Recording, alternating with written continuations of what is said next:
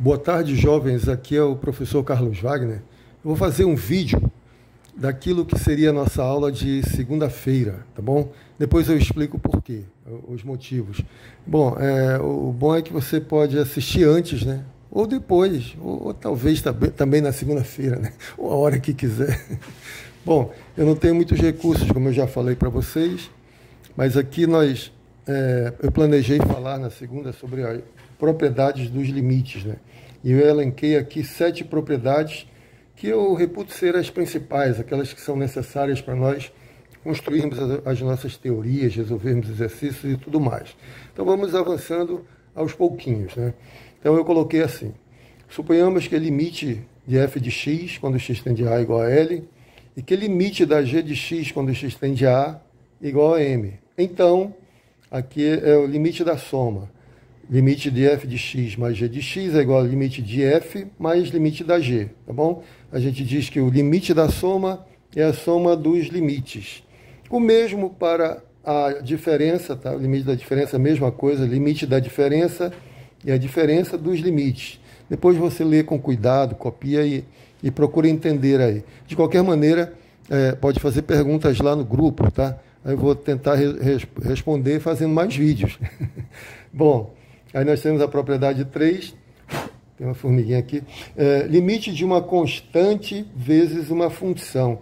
Então, se você tiver uma constante multiplicada por uma função, você pode tirar, pode sacar essa constante do limite, do sinal de limite. Ou seja, em outras palavras, a constante ela tem livre trânsito, né? Ela pode sair, como ela pode entrar. Se você olhar ao contrário, a propriedade tem uma constante, ela entra. Normalmente você usa nesse sentido, né? Tem k multiplicado por uma função e você tira o k, porque aí fica mais fácil calcular o limite, tá bom?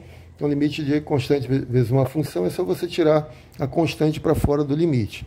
Depois você tem o limite do produto. A vantagem aqui é que é muito intuitivo, né? O limite funciona muito bem. O limite da soma, a soma dos limites. Limite da diferença, a diferença dos limites. Aqui você tem limite do produto, é o produto dos limites. Então não tem novidade nenhuma, é muito intuitivo.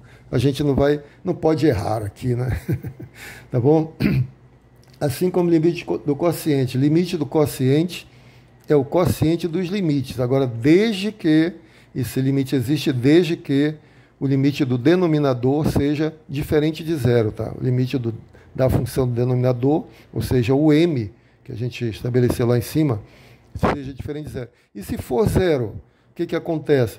Nós já vimos o caso quando dá zero sobre zero, que é uma indeterminação que, no caso de polinômios, você pode remover, né? E a gente vai ver mais exemplos disso.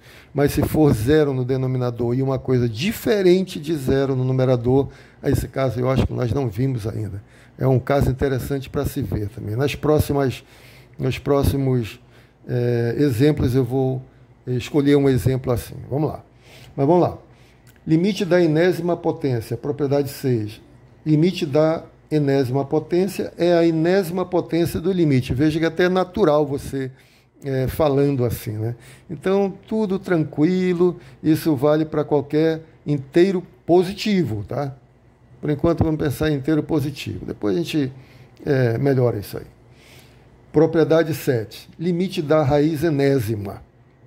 Limite da raiz enésima de f é a raiz enésima do limite de f, tá? Mesma coisa, bem intuitivo. Agora aqui tem aquelas restrições, né? Se essa função, se esse limite aqui for um número positivo, o n pode ser qualquer inteiro. N é qualquer inteiro positivo, tá bom? Agora, se o limite for negativo, aí a coisa fica restrita a índice da raiz ímpares, né? N tem que ser inteiro positivo ímpar para que você possa para que faça sentido, né? Na verdade é isso. Muito bem, essas são as 7 propriedades que eu queria mostrar para vocês. Eu vou demonstrar uma. A gente aqui não tem muito interesse na demonstração, mas é bom a gente demonstrar pelo menos uma para ver a consistência da coisa, né? Você pode demonstrar as demais se quiser. É claro que eu vou demonstrar mais fácil, né? Mais simples.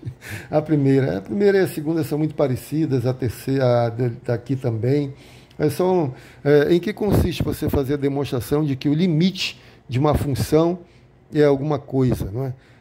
você estabelece um delta, dado um delta, a partir daquele delta você tem que encontrar, ou melhor, você estabelece um epsilon, dá um epsilon, e a partir daquele epsilon você tem que encontrar um delta positivo que satisfaça a uma desigualdade lá, né?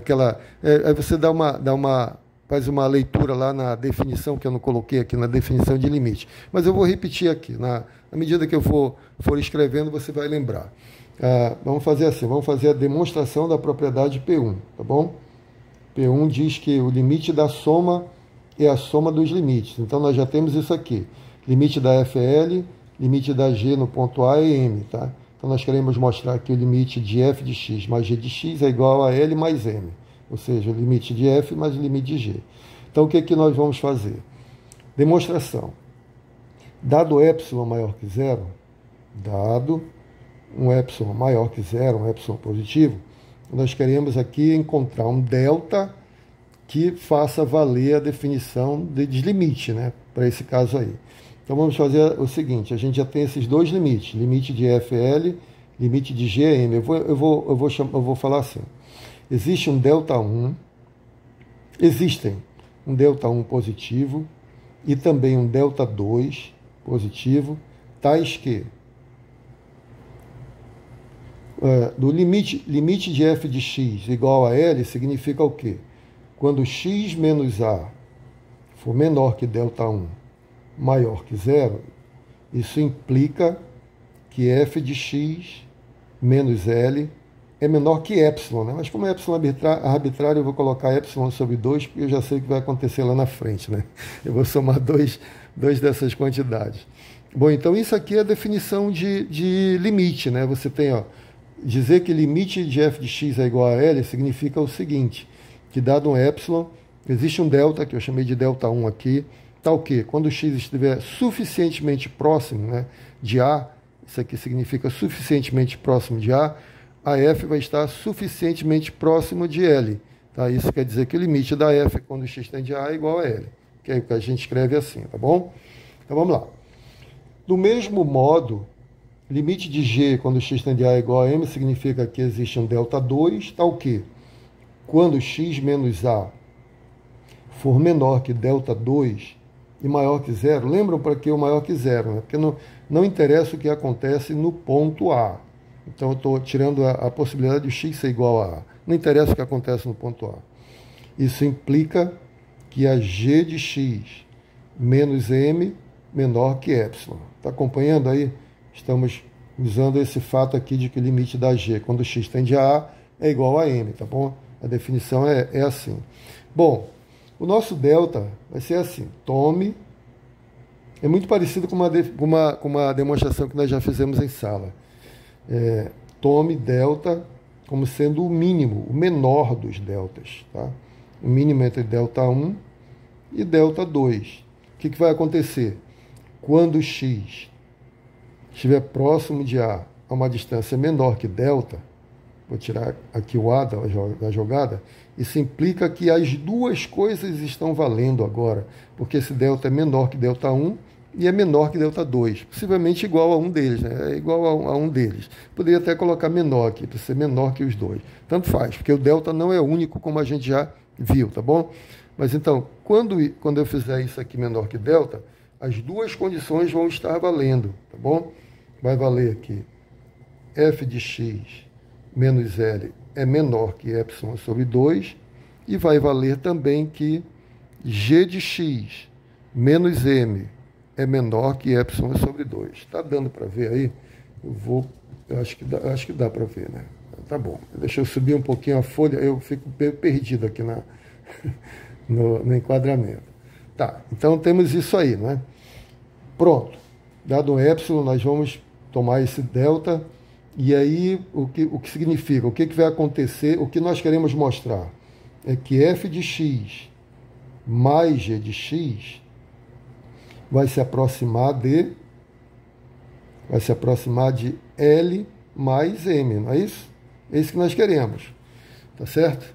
Então vamos lá, se eu provar que isso aqui é menor que epsilon, então eu estou provando que o limite de f de x mais g de x é igual a L mais M, que é o que nós queremos aqui é a nossa tese, né? É igual a L mais M, tá bom? Vamos lá, então. Eu vou organizar de uma forma conveniente, né? Vou colocar assim, f de x menos L, fazer uma associação conveniente aqui. F de x menos L mais G de x menos M, né? O M é negativo. Tá bom? Tenho aqui o módulo da soma. Aplico a desigualdade triangular, né? Desigualdade triangular. O módulo da soma é menor ou igual que a soma dos módulos.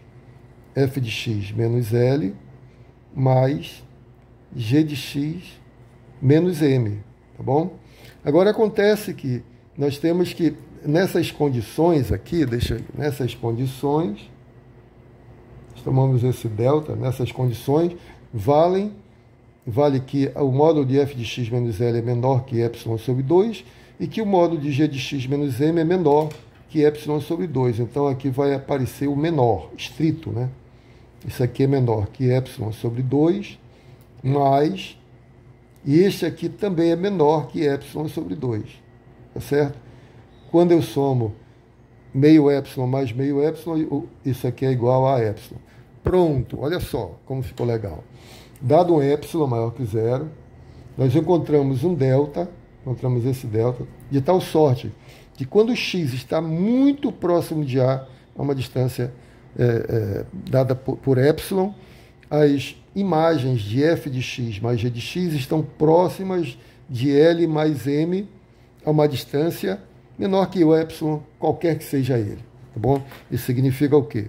Significa que o limite de f de x mais g de x, que quando x tende a A, é igual a